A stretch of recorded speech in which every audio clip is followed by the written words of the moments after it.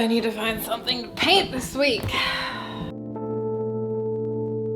That's not the inspo I need. Another ad? I'm sick of ads. Neiman, you put way too many ads on our videos.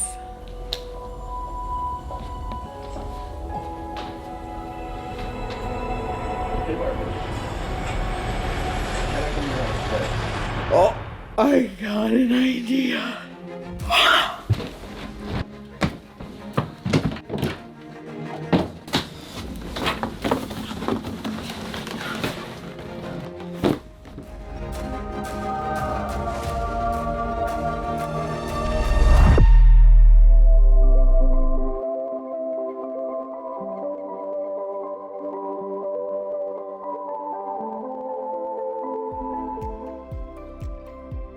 Hey everybody, welcome back to Furniture Flipping Teacher. I'm Lauren, and lately I've been in a little bit of an inspirational funk, but I've been inspired and I am about to do something I've never done before on this here dresser. We are going to do an ombre look with a surprise color. First, I want to give a huge shout out to Dixie Belle for sponsoring today's video. I'll be using all of their products and everything can be found in the links down below in the description. First things first, I'm gonna go ahead and take off the hardware, and while I'm doing so, I'm gonna tell you a little background on this dresser. I got this piece on Facebook Marketplace for $60. Anytime I see a French provincial piece that is a decent price, I pretty much grab it because they are very popular when they are redone. So Neiman and I went out about 40-minute drive, and it was an Airbnb property, and these two ladies were so nice and they were super excited that this was going to a place where it was going to get the love that it needed. All right, I tell you guys time and time again, this is why it is so important to take the hardware off before you clean, because if you don't, all of that is gonna stay under there and then you're just gonna have to clean again. I would rather clean my hardware separately than have to like mess with cleaning that later on. All one time, I'm just gonna give this thing a nice clean with my white lightning.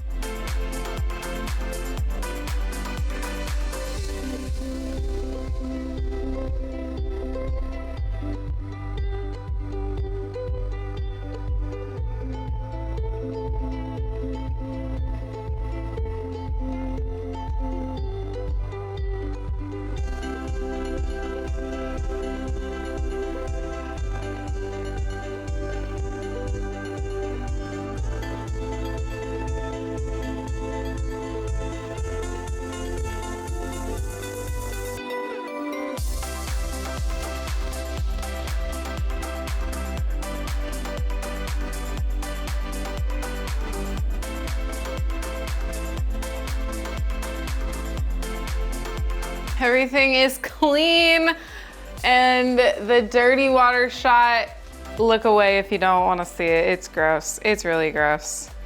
This is from both the outside and the inside. I had to grab out another cloth. So that's like a total of 3 cloths that I used, plus my scrubby, lots of white lightning cleaner.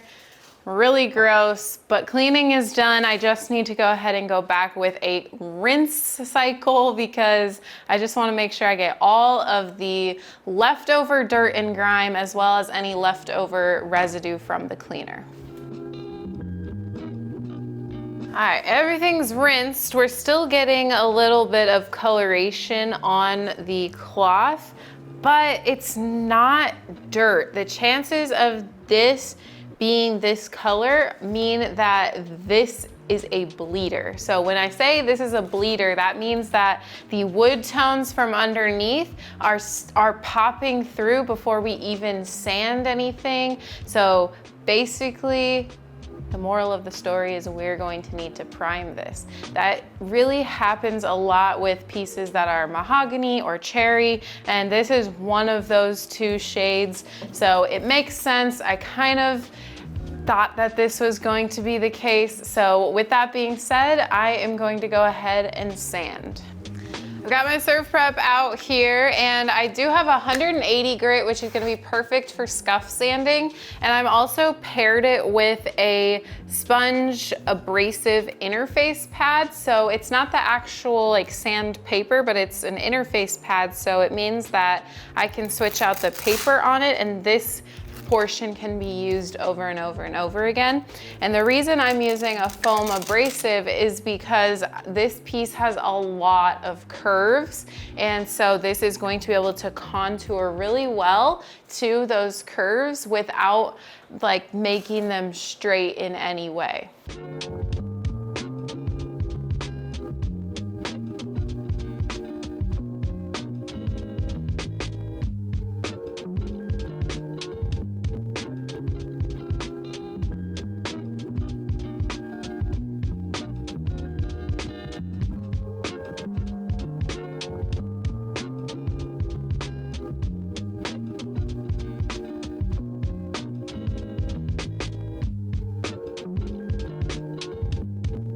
Next up, I'm taking a microfiber cloth and wiping back all this dust that was created with the sanding. But as you can tell, the surface is a lot less glossy, which was the whole point of scuff sanding. It's gonna really help our primer adhere to the surface a lot better. All right, so I decided I'm going to prime by spraying the primer. So I am going to grab out my Wagner spray tent. This is the large version, so I'll be able to fit my whole dresser in here at once. This is super easy to construct and put up. It only takes me about 5 minutes on my own. All right, and just like that, we're ready to prime.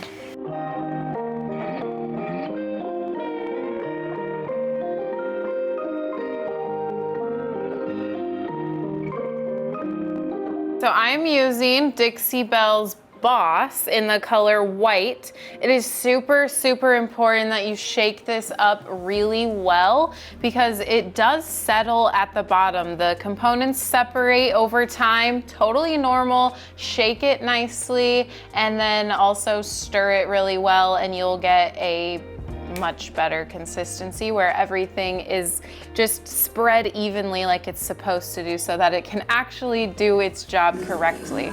So since I'm putting it in my sprayer, I want to strain it so that I can get any chunks or flaky dried paint from the outer edge here strained out so it doesn't then clog my sprayer when I'm spraying. And I'm going to go ahead and do about half of this can.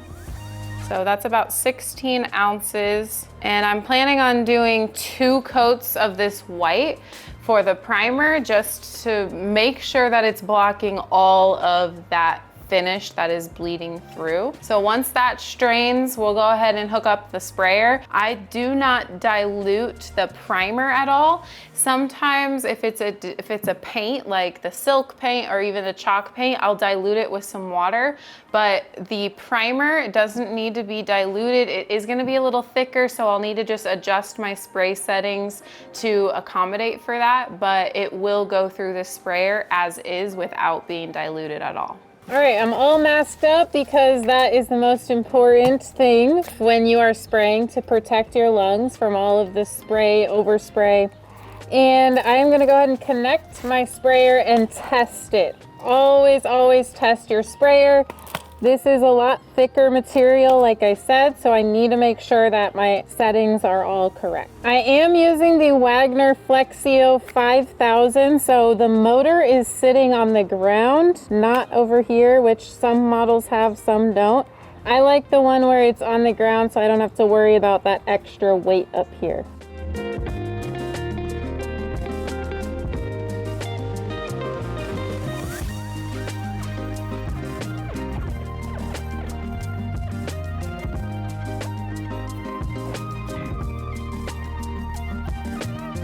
Coat number 1, done. All right, I've got my little sponge sander here. So between coats, since this one's dry, I'm just gonna run this across to get any sort of texture off so we can have the smoothest finish possible. All right, now ready for coat number 2.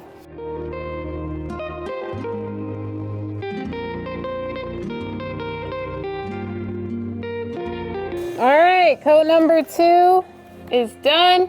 So we'll let that dry and bring it back in for some paint.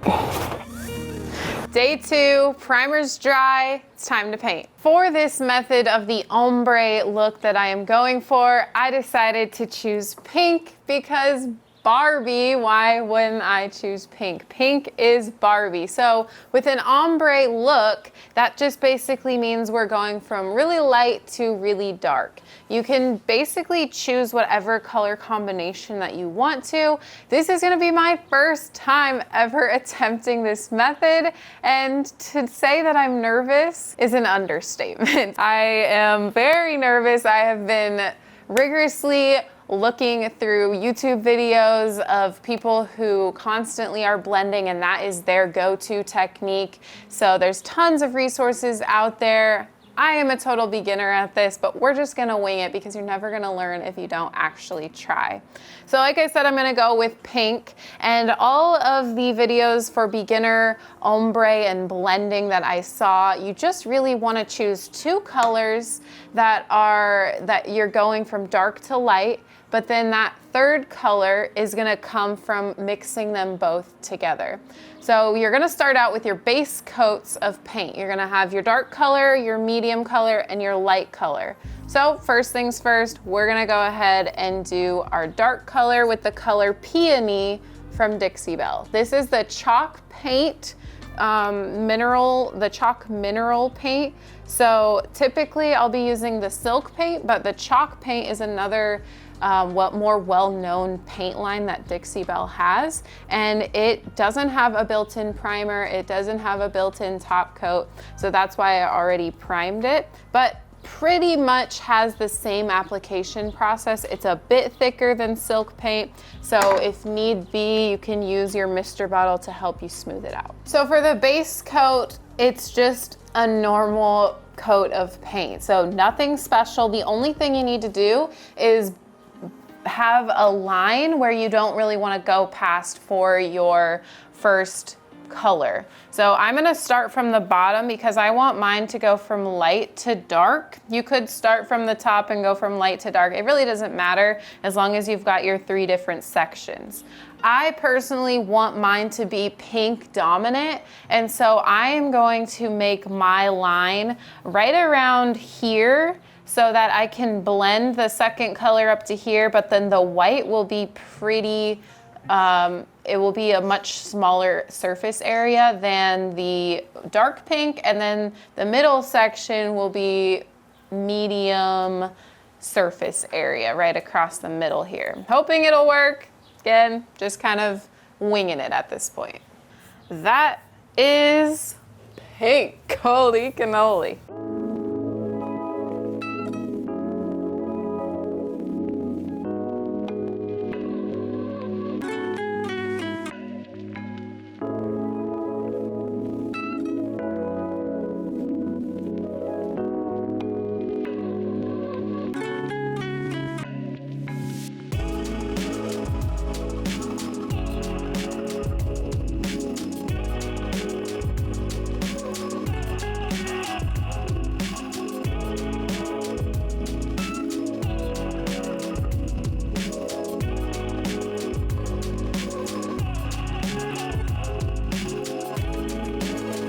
Got the first coat of the peony down below here. So next I'm going to mix 1-to-1 ratio of peony and then my top color, which is going to be white, and the color is called cotton. In between coats, you can put your brush in a Ziploc bag.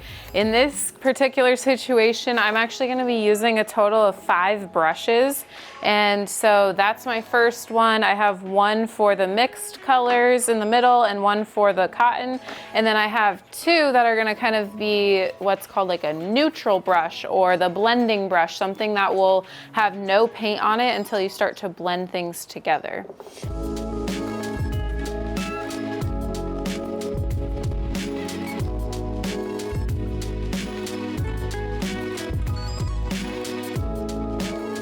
Okay, we've got our mixed color, which is just a lighter version of the peony. So I'm gonna do the same thing with my base coat, and I am going to paint another section of the dresser. Even though the first base coat of the peony isn't quite like 100% dry, it's okay if I go ahead and start with my mixed color, because if they blend a little bit, no big deal. We're gonna be blending them in the end anyway. And I can already tell I'm gonna need a second coat on the peony, and chances are on this one as well, just for that base coat, because we want full coverage before I start to blend them together.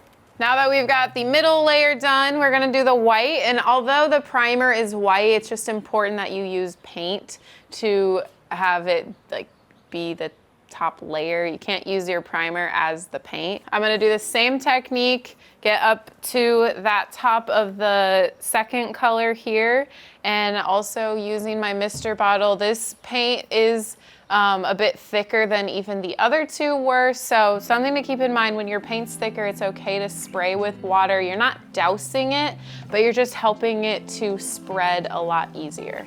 All right, everything's dry. It's time for coat number 2. Again, this is still the base layer, but we want to make sure and get full coverage. And since I've still got a lot of white popping through, I need to go ahead and cover that up.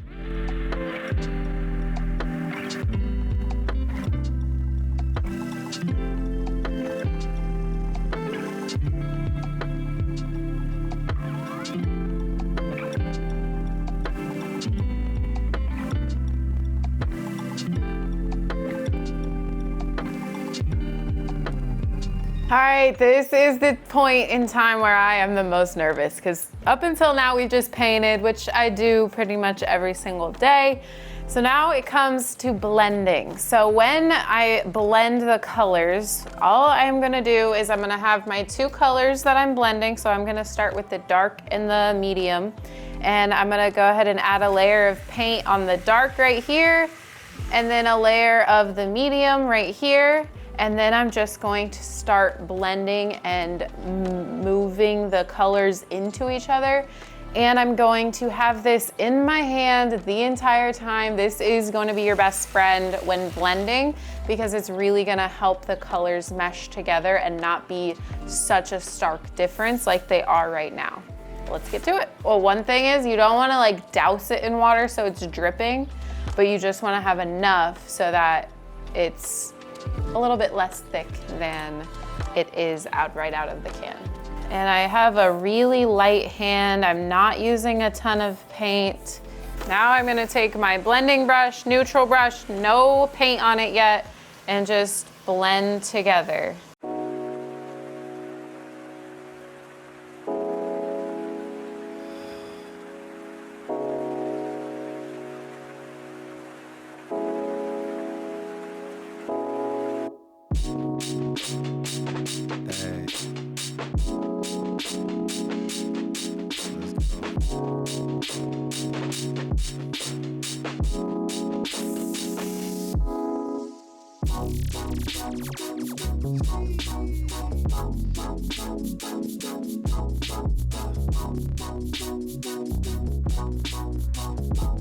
So this method, you can't really tell if it looks great until it dries. And I think I did a pretty good job with the front, especially for my first time. However, when I came over back to the side where I first started out, my very first ever attempt, I'm like, it's a night and day difference. This looks absolutely awful, and this is actually blended pretty well. So I'm gonna come back to this side, see if I can fix some things up. I'm not gonna mess with the front, because although there might be a couple spots where I'm like, that could be better, I really don't wanna mess with it because it could turn way worse, and I would rather it just stay like this. Except, of course, I've gotta finish up on this layering. But for this blending down here, the darker to the medium, I like what it's looking like so far.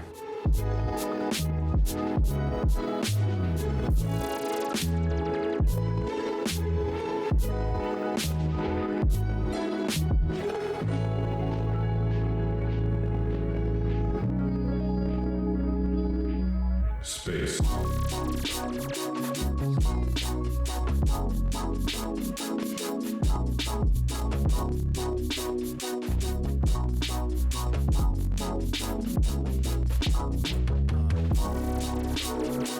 It's time for the top coat. I am gonna go ahead and put some Dixie Belle satin on there. It's gonna give it a little sheen, not too much, not too little, and it's going to protect it. When you use the chalk paint, it's important to top coat it because like I said at the beginning, it does not have a built-in top coat like the silk paint. So I'm gonna strain it so we can go ahead and spray an even layer of top coat all over the dresser. I decided to spray the top coat just like I sprayed the primer because in the end, it really does go faster. And this is the way that I have found to get rid of like all streaks or possibility of streaks or cloudiness or anything like that, is to spray the top coat for the best finish. This is the last piece that I wanted to mess up during the top coat, but I did.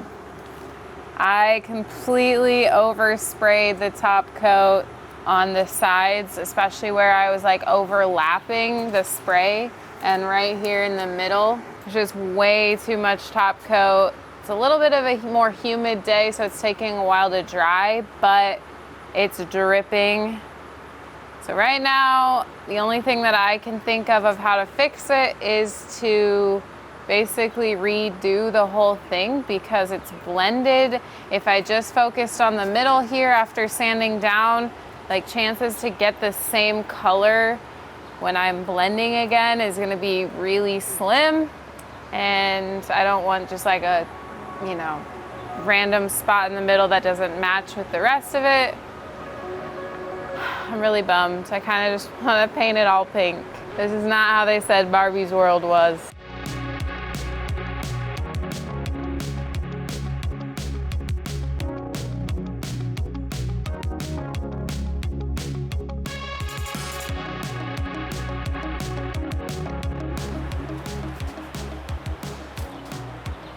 We maybe saved it. Tell them how much your boyfriend is a genius. Come on. Neiman said maybe just take an artist brush and brush it out. I know you're not really supposed to do that when you have drips because it could make it worse, but at this point I think it had gotten worse. So I just took a spray bottle, my brush, spread it out a little bit, and I'm gonna turn my material flow down on my spray gun a little bit. Neiman, or should I say Ken, saved the day, and we are all good with our drips. Glad I listened to him. Usually I don't listen to him when it comes to my projects, just like he doesn't listen to me when it comes to filming. But here we are. I listened to him and everything smoothed out really nicely. So I'm gonna go ahead and do a top coat number 2.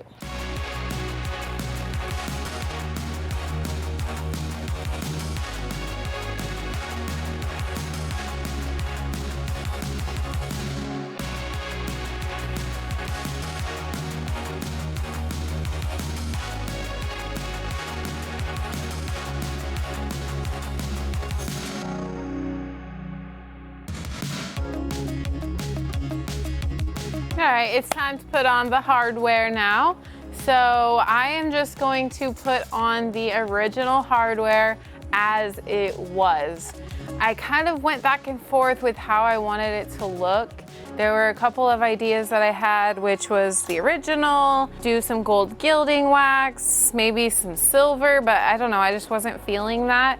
And so I kind of put them on and I decided that I like them as they were. So that is how I'm going to do it. Let's do it. Also, I want to point out that I'm pretty sure when we got this piece, these were like this, which is upside down. So I am going to put them right side up as they should be, and I think that that will change the look of it as well.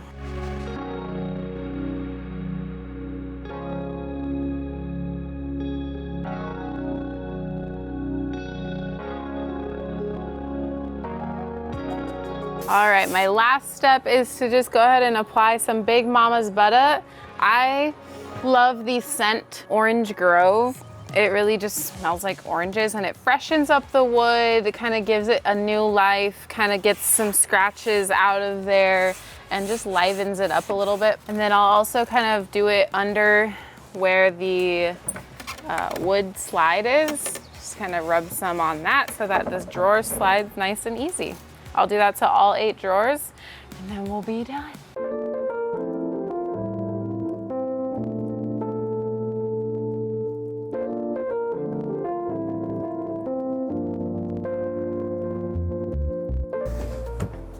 It's time for the final reveal.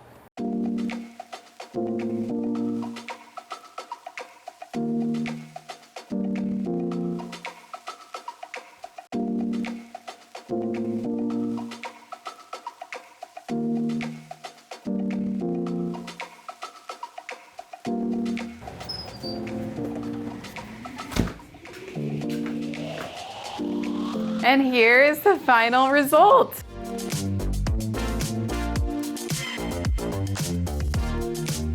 It looks like the Barbie girl pulled off the perfect Barbie world piece of furniture. You guys, this piece made me so nervous to attempt, but I'm really glad that I stepped outside of the box, did something that I'm not used to doing, and just tried a new technique. Will I be doing this again? Probably not anytime in the near future, but it was so fun to just try something new, like I said. Something I learned is that blending is not the most easy when you're first starting out. I learned a lot, like the water is my best friend when I was blending, like I knew, but that mister bottle, it just really helped the colors come together. Is this piece perfect? Not by a long shot, but I like the final result and I think that it is good enough to sell. We're really gonna be testing the market here in Omaha, Nebraska with this piece because it is bold, it is vibrant, but I think it'll be really perfect for a kid's room who really loves pink, really loves princesses, and maybe really loves Barbie. I think I'm gonna list this piece at around $480, see what happens. I may lower it just to get it going. You know, there's just gonna be that one person that really loves this dresser and wants it for their own home. If you guys love furniture flips, we are here every single week and we've got a garage full of furniture, so definitely get subscribed and check out our next video along with this playlist over here. We would love to have you part of our community. See you on the flip side.